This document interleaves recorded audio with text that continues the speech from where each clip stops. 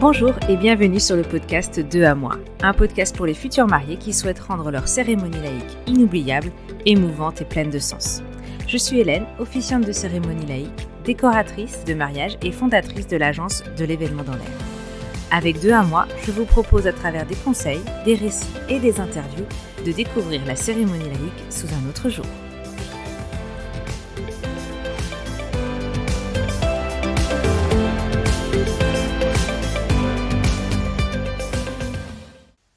Aujourd'hui va être un podcast un petit peu plus particulier. Nous sommes en 2023, en janvier 2023, et c'est parti pour une nouvelle année. Et il y a quelques jours, j'ai écrit quelque chose. J'avais besoin d'écrire, j'avais besoin de sortir tout ce que je ressentais. On était le 2 janvier. Et j'avais besoin d'exprimer, alors c'est souvent un peu le cas avec les nouvelles années, le renouveau. Alors ce ne sont pas obligatoirement des résolutions, mais peut-être une intention, l'envie de mettre quelque chose en place pour ces nouvelles années. Comme certains d'entre vous le savent, 2022 a été une année très forte pour moi. C'était les 10 ans de ma société et ça a été une année remplie de caps avec vraiment de nombreuses choses qui se sont passées pour moi et avec énormément de nouveautés à venir pour 2023. Je vous en parlerai petit à petit. Et donc le 2 janvier 2023, j'ai eu besoin d'écrire. Je vais vous raconter un petit peu ce qui s'est passé. Le temps de prendre le temps. Tout a commencé avec une voiture. Aussi bizarre que cela puisse paraître, c'est le plus précis détail dont je me souviens et qui finalement m'en fait venir aujourd'hui au sujet d'aujourd'hui. Il y a quelques mois, en allant à un rendez-vous client en Vendée, je casse le moteur de ma voiture. Oui, bon, je sais, c'est pas banal, ça n'arrive pas à tout le monde, et tout ça à cause d'un manque d'huile. Bref, l'important n'est pas là, la voiture est donc foutue et j'en cherche une nouvelle à ce moment-là. Je jette mon dévolu sur une autre voiture, une jolie grande voiture bleu marine avec quelques options supplémentaires que je n'avais pas avant. Bref, ça n'a pas d'importance ça non plus. Et comme à chaque nouvelle voiture, on teste, on appréhende, on s'apprivoise. Et en quelques semaines et de nombreux pleins plus tard, je trouve que je consomme énormément. Et puis comme vous le savez, avec le prix actuellement de l'essence, c'était quand même pas quelque chose d'anodin. J'essaye différentes techniques, je me dis qu'il faut que je m'habitue, parce que bon, je passe quand même d'une essence à une diesel. Je dois pas avoir les bons réflexes. Arrivent les vacances de Noël et mon amoureux prend ma voiture pour me conduire jusqu'à chez mon frère à Orléans. On en parle, je lui explique mon souci, il se décide donc à y faire attention pour comparer avec la consommation de sa propre voiture. Et au bout de quelques jours, je me rends compte qu'il consomme beaucoup moins. Cela vient donc de moi, zut. Alors j'essaye autre chose. Je ne sais pas comment j'y ai pensé, mais j'essaye autre chose.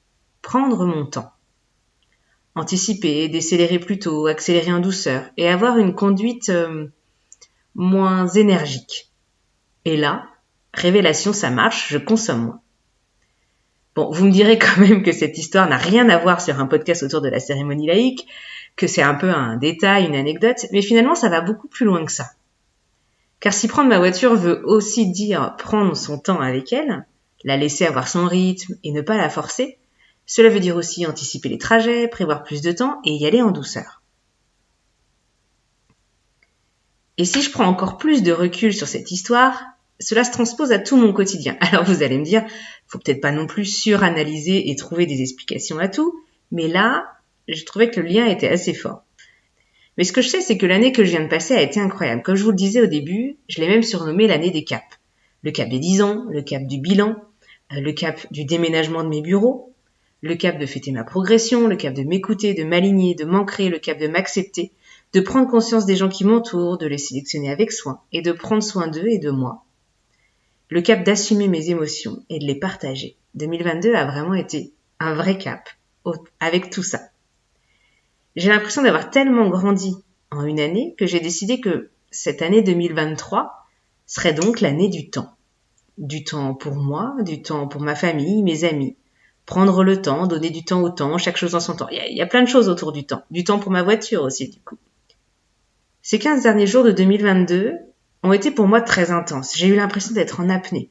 1 millier de choses à faire en très peu de temps, tellement peu de temps qu'il a fallu prioriser. Et je me suis surprise pendant quelques jours à ne plus avoir besoin de me forcer.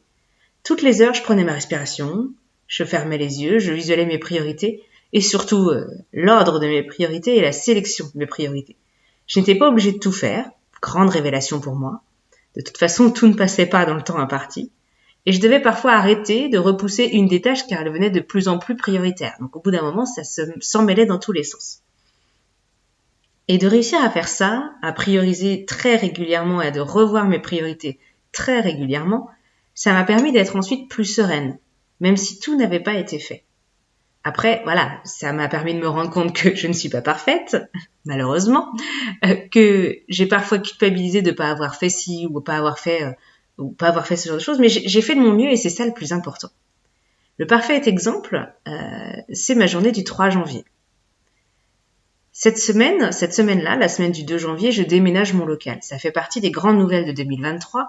Je déplace mon local pour avoir beaucoup plus grand, plus d'espace et pour rejoindre une de mes meilleures amies au travail tous les jours. Mais transporter 50 mètres carrés de déco, d'archives, d'arches, de mobilier, de bureautique en tout genre pour un nouvel espace plus grand, plus clean, plus pro, vous allez me dire, pour ce cap des 10 ans, il n'y avait pas mieux quand même. Et voilà donc déjà plusieurs jours que j'avance par-ci par-là avec ma voiture, en douceur donc, en la chargeant, en la déchargeant. Il y a encore énormément de travail et le plus gros sera en fin de semaine, le mercredi et le jeudi, avec les plus gros éléments et les étagères. Donc à l'heure où je vous parle, nous sommes le lundi. J'aurais pu passer la journée à préparer tout ça encore et encore, mais aujourd'hui, j'ai pris le temps d'emmener ma fille chez le coiffeur, de revoir en photo et d'imprimer avec elle nos meilleurs souvenirs de vacances, de l'emmener chez son ami pour jouer, d'aller moi-même chez le coiffeur et enfin de dîner en famille tout en parlant et en prévisionnant de notre grand voyage à venir. Parce que ça aussi, ça fait partie des nouveautés 2023, je pars en voyage. Et donc le 3 janvier, je pars toute la journée pour une magnifique séance photo avec mon amie de cœur Émilie, ma future co-officiante, deuxième grande nouvelle annoncée ici. Parce que la société s'agrandit pour ma plus grande joie, et donc en 2023, je ne serai plus seule officiante, mais nous serons deux. Nous allons nous faire donc pouponner, puis direction le bord de mer, lieu qui nous galvanise toutes les deux, pour un moment suspendu, intense et rempli d'émotions. Au moment où j'ai écrit ces lignes, ça n'avait pas encore eu lieu. Je prendrai le temps de vous raconter cette journée incroyable un petit peu plus tard. Mais je le savais déjà, Cathy, la photographe, va nous embarquer dans un magnifique monde. Tout ça pour vous dire que non, en pleine semaine de déménagement, ce n'est pas le meilleur moment. C'est pas le meilleur moment de prendre une journée complètement off, voire 2 journées avec la journée du lundi, complètement off alors qu'il y a énormément de choses à faire. Après 15 jours off pour les fêtes et avant un mois entier d'absence pour notre voyage, j'avais un nombre incalculable d'autres choses à faire. Mais j'ai décidé de ne pas culpabiliser. Enfin, j'ai essayé. Et je vais penser à moi, à ma famille, à mon ami que je vais voir demain. Et je vais prendre le temps de profiter. Alors voilà, le temps. Je ne fais pas tellement de résolutions comme je disais en début d'année. Mais par contre, cette année, j'avais envie de me mettre une vision, un thème, je sais pas, un mot, et l'envie de m'y tenir. Cette année, j'ai envie d'être sereine, de profiter de chaque moment, de vivre des émotions, de prendre le temps. Cette année s'annonce belle, lumineuse, brillante, étincelante. Et je vous souhaite à tous de vivre ça et de prendre le temps de le savourer. Alors du temps, je vais m'en offrir cette année, mais je vais aussi vous en offrir. Du temps pour échanger, du temps pour partager. Certes, je vais m'absenter, mais les réseaux sociaux continuent et vous aurez toujours des nouvelles de moi. Mais je vais prendre du temps pour moi, pour ma famille, pour s'offrir ce beau voyage qu'on est en train de préparer.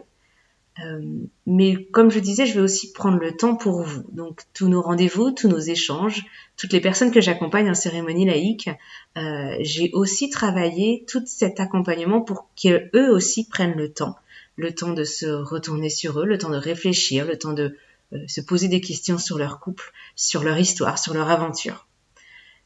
Je ne sais pas si vous êtes du genre bonne résolution ou justement comme moi un petit peu ce mot qui donne l'objectif de l'année. Mais en tout cas, moi je vous souhaite pour cette année 2023 de vous offrir du temps, de vous offrir du temps pour vous, de vous offrir du temps pour vos proches et de vous offrir du temps pour tout ce que vous aimez et les gens que vous aimez. Je vous souhaite une belle année 2023. et j'ai hâte de vous retrouver pour plein de nouveaux conseils et d'astuces autour de la cérémonie laïque. Je vous embrasse, belle journée!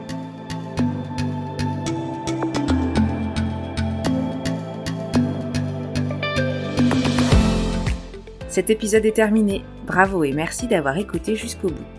Si cet épisode vous a plu ou qu'il a répondu à vos questions, merci de le partager autour de vous, de le noter sur votre plateforme préférée et d'ajouter un joli commentaire. C'est ainsi qu'il continuera de vivre et à faire son chemin auprès d'autres futurs mariés. Vous retrouverez toutes les infos de l'épisode sur mon site www.delevénementdanslair.fr et si vous avez besoin d'accompagnement, de conseils ou même d'un officiant, n'hésitez pas à m'écrire à hélène@delevénementdanslair.fr. Je suis Hélène pour le podcast 2 à moi et je vous embrasse.